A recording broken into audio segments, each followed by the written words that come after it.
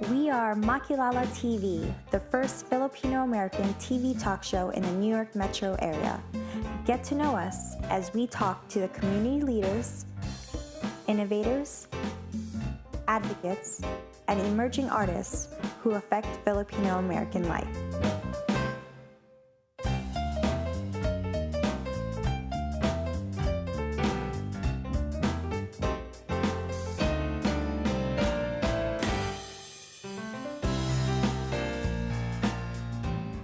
When people think of New York City, they do not only vision the skyscrapers and our legendary fast-paced New York City stride. They also imagine the iconic New York City landmarks, businesses, and streets that there are portrayed in thousands of movies, documentaries, and TV shows. It is no wonder that New York City creates over $100 billion in economic output from media and entertainment. This is where a New York City native Pinay of many talents comes in and calls the shots at the New York City Mayor's Office of Media and Entertainment. I, Rachelle Ocampo, am joined with my co-host Jen Fuhrer and have the honor to interview Commissioner Anne del Castillo, who is a first-generation Filipino-American and serves as the Commissioner of the New York City Mayor's Office of Media and Entertainment, Made in New York. Commissioner Anne del Castillo has more than 25 years of experience in film and TV production, public media, and arts and nonprofit administration. Commissioner Anne del Castillo leads MOM's efforts to pump up and diversify the city's creative sectors of film, television, theater, music, advertising, publishing, and digital content creation. She has also served as an associate producer on the Sundance Award-winning documentary Imelda about the former First Lady of the Philippines. So, Commissioner Anne del Castillo, tell us, what does your office actually do other than taking out parking spots when I'm looking for parking in the city? Well, just know that every time that we're taking up parking, you are creating jobs in New York City. I like that twist. Yeah, well, but it'll make me feel better at night. It's the truth. You know, I was just on one of the major series sets the other day, and it was just one day of shooting, and there were 200 people working that day. Wow. So yes. So our office, for 50 years, we were the first film commission in the United States. And our primary function was to permit film and television production in New York City, which is, as you can imagine, no small feat in a city that runs 24/7 with 8.6 million people. Yes. And so we then, about 10 years ago, we took over the administration and operations of NYC Media, which is Channel 25. And we also have, so it's a radio and television network. So it's Channel 25 on the air, on television, and 91.5 on FM. Oh my gosh, I didn't even realize that. Yes, and then 3 years ago, we expanded our mandate from film, television, and theater to include advertising, publishing, digital content creation, and music. Okay. To support those industries. And then 2 years ago, we announced the Office of Nightlife. So the mandate for our office has become pretty expansive. And as you noted, we do create quite a significant amount of economic impact and jobs for New York City. Wow. Yeah, that's a very complex job description. Yes. Yes. And how did you come up with being the commissioner? Like, what was the journey like? Were you like into entertainment in middle school, or how did it all? So it was very serendipitous. If you had asked me in middle school if I was going to end up working in entertainment at all, I would have thought you were insane. You know, it probably started in college. I had done an internship for an avant-garde artist by the name of Richard Castellanes, and he introduced me to the world of Mahalia Naj, John Cage, Merce Cunningham, and then had put a little seed in my head that I was so great at copy editing, I might someday want to try script supervision. And so after college, I ended up working as an intern for Channel 13, actually, the American Masters series. And then from there, I moved up to office manager, ended up working at Frontline as a series coordinator. And then when I moved out to Texas, because I just wanted to see what life was like outside of New York, Outside of New York. I ended up working in independent film and television production out there. as well as at the Austin Film Society, which was really just growing at the time. They were starting to build the Austin Film Studios. And so I really had touched many different areas of the arts and film and television. And then when I moved back to New York in 2002, there was an opportunity to work at the POV American documentary series. And through that work is when I started to do more of the administrative side. So I'd been sort of on the programming and production, and then I got to really learn the business side of film and television production at POV. Got my JD, and then when one of my former colleagues, Cynthia Lopez, was appointed commissioner in 2014. She needed a legal, she needed a general counsel, and brought me on in that capacity. And that's how I ended up at the Mayor's Office of Media and Entertainment. Oh, that's a hectic schedule. So what I will say is I've had the good fortune of being with the agency for 5 years, so I've really developed a pretty strong understanding and seen it grow. All of the growth that I described with the expansion of our portfolio and the addition of nightlife has just occurred in the time that I was there. Yeah, what is Office of Nightlife? Sounds like a fun place like a fun to work. Yeah. Do you have any openings? You know, it's interesting because in a city that never sleeps, we've never really had an office that was really, or even a task force that was dedicated to coordinating policy around New York City nightlife. As you can imagine, it's very different at night how the city functions, and so and actually the impetus for it was when we had music added to our portfolio.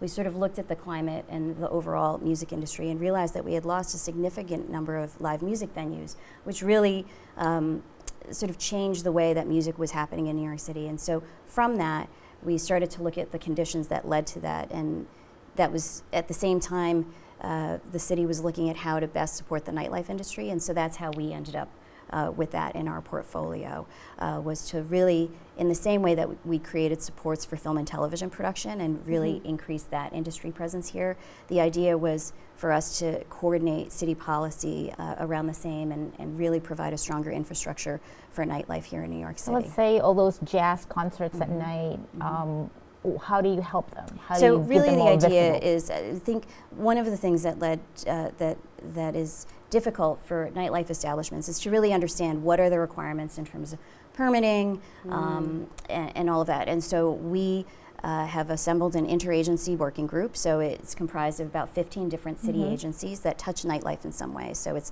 public safety in the form of NYPD and New York Police Department and the Fire Department. We have the Department of Buildings. We have Small Business Services. And so we're really convening this group of agencies to talk about how they permit and how they work with nightlife establishments, and just to make sure that we're all on message, right?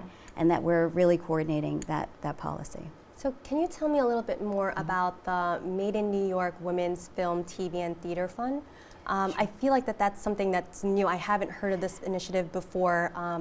I heard from it from the Phil-Am when it was covered about this grant opportunity for women in arts, theater, and TV. Can you tell us a little bit more about that? This is another way that we're really trying to support industry. So in the same way that we're really just trying to create a strong infrastructure for nightlife, we're trying to create a more diverse and strong infrastructure for the media and entertainment industry here. And one of those ways is really capitalizing on the fact that New York City has one of the most diverse populations in the world. And we really want to see greater representation in the media and entertainment industry. And when we looked at the statistics, we saw that there's a pretty, I think most of us know at this point that it's been covered so widely, that there's a pretty significant dearth of representation of women in media. We've made great strides for sure, but for example, less than 30% of lead creatives in television are women. Less than 10% of the top 250 films in 2017 and 2018 were directed by women. Oh my and so gosh. we really wanted to shift that balance a bit, and so the idea was to fund, provide finishing funds to projects led by female-identified creatives so that they could complete their projects and really get the work out into the world and start to build their reputation as creatives and hopefully land in decision-making roles. And so we are in the second round of funding. In the first round, we gave out $1.5 million to 63 projects in film, theater, and television. Okay. Last year, we expanded it to music, and so in March, we will be awarding the second round of grants, and music will be a part of that. So we're very excited to see Of the this 63 grants that were awarded, what are the like most prominent or project that actually came to You know, I life? have to say, we actually had a pretty great distribution of theater productions, television series, web series, and feature films. And so we're already seeing some of the success stories come out with the first round. For example, Isabel Sandoval, she was one of the grantees for her feature film, Lingua Franca, which is also about a transgender woman. So it's very emblematic of the type of content that we're hoping to see come out, and the types of filmmakers and creatives that we're hoping to see come out of that. Her film was the only U.S. narrative to be accepted at Venice Biennale, and it completed a huge international circuit last fall, and so that's just one example of many of the 63 that we're really proud of and looking forward to seeing where their careers go. No, it's very encouraging to hear that the city is making investments in women creatives. Yes. Because it like you said, like just 10% of like directors are women, and it's just mind-boggling that we haven't made even farther strides. Well, also one of the studies that we found was that in productions that are led by men, typically the cast and crew is less than 30% women, right? But when the lead creative is a woman, that ratio goes up to closer to 50% women on the cast and crew. And so those are the kinds of changes that we can see happening with this fund. Wow, okay. And I know you mentioned that you were from Texas and then you decided to come back to New York. Other than knowing that we're the greatest city in the world, what made that choice to come back? Well, actually, so I'm originally from New York, and I did spend time in Texas. I spent about 5 amazing years there, but it was really after 9/11. I was in Texas when the towers fell, and it was very hard to watch my city suffering. I had a lot of friends and family that were affected, and it was just really important to me to come back to New York and be part of the process of rebuilding, and I have no regrets about that. New York is my hometown. We'll talk about family. Your mother's a Filipina. Yes. Like, does she have any like? What do you remember, like, growing up, like, that's still in You know, your it's life? interesting. My mom came here. She's one of 12. But only? she was the only right. But she was the only one in her family to come settle here in the States, and only one of 2 sisters that actually moved to the U.S. at all. And so she really had to forge ahead on her own. She was a single mom. She was raising me in New York in the 70s, which is, you know, it was challenging. But I have to say, even though it was just her raising me, she really instilled in me a strong sense of family and cultural pride, for sure. So that much I remember. But I think what was challenging for me as the daughter of an immigrant growing up in New York, or growing up in the U.S. at all, is I kind of had to forge my own identity. You know, my mom had grown up in the Philippines and was very certain of her sense of identity as a Filipina. And so couldn't relate necessarily to some of maybe the challenges that I experienced growing up in a very diverse community and as an American, right? So those were some of the things that I remember, and that I think have really affected my view of the kind of work that I want to be doing. You know, I'm glad that she chose to raise me in New York, because I think I was able to thrive and find an identity as a Filipino-American, but it also made me appreciate the need to celebrate diversity and create spaces for diverse voices to be heard. Did she ask you to go to nursing? Just like most Well, what's funny Filipinos? is, like, yes, of course, like most of the time, you know, the assumption was that I was going to go into nursing. The fact that I've ended up in media and entertainment is a complete fluke. There were no models for it in my family, for sure. But she appreciaes it. She doesn't totally understand it. I was going to say, she understands it now. But I know she's proud, and you know. I'm sure she is. Yeah. But we are actually so proud when we find out that you were going to be the new commissioner. Yes, Or I media. feel It's like that. Yay, Pinay pride. Yes, and I say this many times, is, you know, when we see like one of our own, a Filipina, succeed, we all succeed as a community. So we really do appreciate that you are making strides. Thank you. Not as just a woman, not as just a minority, but as a Filipina. So And at it's the same incredible. time, like a cheerleader in a way. Yes. Like you champion diversity, Yes. and Yes. you actually living it and actually sharing it for everybody. Yes. It's definitely a responsibility I don't take lightly. I see an opportunity in my role, in this role in particular, to really set a model and a standard for what we should expect of the industries that are here in New York, what we should expect of New York City. I think the city has been fantastic about embracing its creative economy, if you will. You know, first city to set up the Film Commission, first city to set up the Department of Cultural Affairs, and really, I think the fact that we exist at all as city agencies speaks to the commitment of New York City to its creative industries and its desire to really grow those industries and push innovation and diversity in New York City. So you mentioned creative economy, and then I mentioned earlier about the financial economy, over $100 billion of economic output. Where does that money come from? I'm sure it's not $100 billion in permits. No. That's a lot of permits. No, so there's so when we're talking about economic output, it's really when you have this media and entertainment industry, it's the level of economic activity that's generated around that. Okay. So when you have film and television productions filming here, they need to feed people.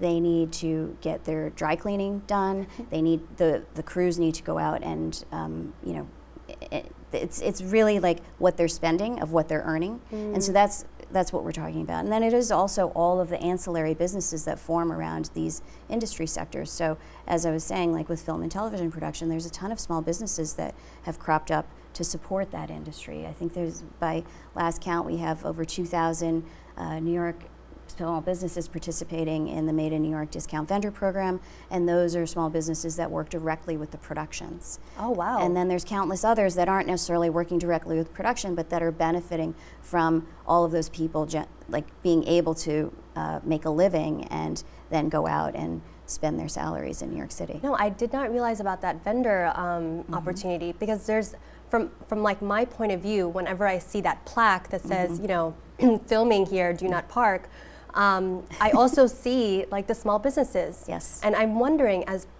that point of view, like, do the small businesses get hurt when that street is closed? Like, how does that balance work out? We're working very closely with communities. You know, I think one of the things that's happened just in the last 3 years, or last 5 years in particular, is production is at an all-time high. Yes. When I first joined the agency, we had roughly 30 episodic television series filming here in New York, and now we have close to 70.